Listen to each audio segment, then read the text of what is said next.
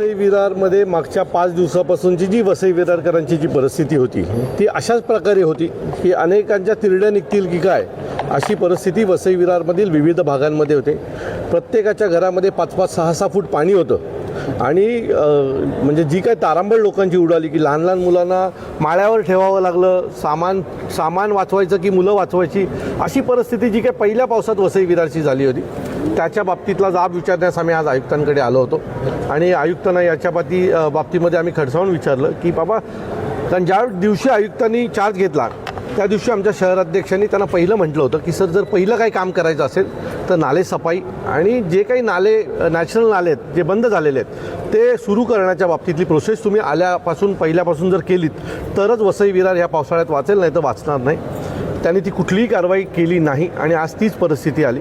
So त्याच्या बाबतीमध्ये आम्ही आता आयुक्तांशी बोललेलो आहे आणि नजीकच्या काळामध्ये त्यांनी आम्हाला खात्री दिलेली आहे की भविष्यात अशी घटना होऊ नये याच्या ज्या काही उपाययोजना आहेत त्या आम्ही करू। जी अपत्य व्यवस्था आहे यांची आपत्कालीन व्यवस्था, तिचा जो काही बोजबारा उडाला होता त्याच्या बाबतीतही आम्ही चर्चा केली आणि अतिशय हतबल आयुक्त आम्हाला आज पाहायला मिळाले आणि कर्मचारी नाहीत त्यांच्याकडे, त्यांना स्वतःला पाण्यातनं चालत महापालिकेत यावं लागलं असं त्यांनी आम्हाला सांगितलं।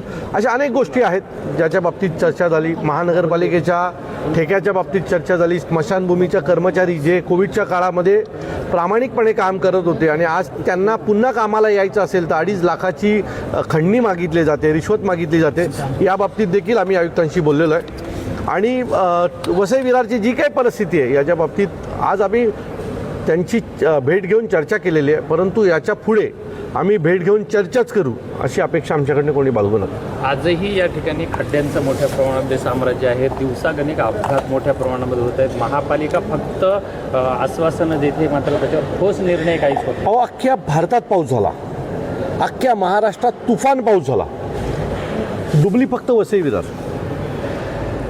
कोणतं नियोजन आहे मागच्या 20 वर्षातलं वसई विरारचं? म्हणजे वसई विरारमध्ये ज्या वेळेला मी आता आलो त्यावेळेला मी विचारलं वसई विरारमध्ये पाणी कुठे भरलं होतं, माझा प्रश्न नव्हता।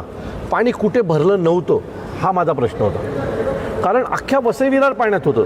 लोकांचे मोबाईल बंद होते, लाईट्स बंद झाल्या होत्या, लहान मुलांना प्यायला दूध नव्हतं, सगळ्या बाजूने वसई विरार कोळंबडली होती आणि अजून भविष्यात ही परिस्थिती अजून वाईट होईल। आम्ही मागच्या अनेक दिवसापासून म्हणतोय की वसई विरारला बाहेरनं आणणाऱ्या लोकांची संख्या एवढी वाढलेली आहे की मूळ जे गावकरी आहेत किंवा मूळ वसईकर विरारकर जे आहेत त्यांची आता परिस्थिती एकदमच खराब झालेली आहे। कारण तुम्ही झोपडपट्ट्या बांधल्यात, एवढ्या मोठ्या प्रमाणात झोपडपट्ट्या बांधल्यात की जी लोकं आलेत ती अशा प्रकारे आता तिथे हे झालेली आहेत की ना त्यांना व्यवस्था नीट मिळत आहेत ना मूळ लोकांना व्यवस्था मिळत। तर याच्या बाबतीमध्ये एक मोठा प्लॅन करावा लागेल आणि मूळ नाळे जे आहेत ते आता ओपन करावे लागतील। ते जर ओपन होऊ शकले नाहीत तर मी वसई विरार कधीतरी 12 फूट पाण्यात पण असेल याच्या बाबतीत काही वाद नाही।